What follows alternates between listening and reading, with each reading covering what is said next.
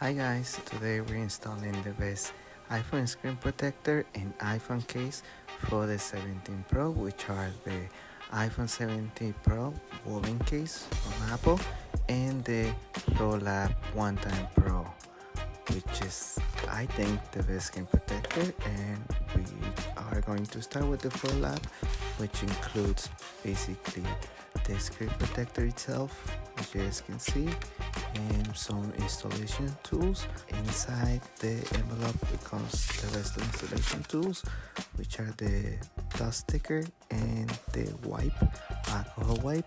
And the first thing we're gonna do is ensure that it's clean with the wipe, and we're gonna dry it up and ensure that there's not dust. And to ensure that there's not dust, we apply the dust sticker and apply the screen protector itself. Pull that sticker off and press to make sure it's evenly attached to the iPhone. Don't worry about the bubbles, it will go away. We can push them.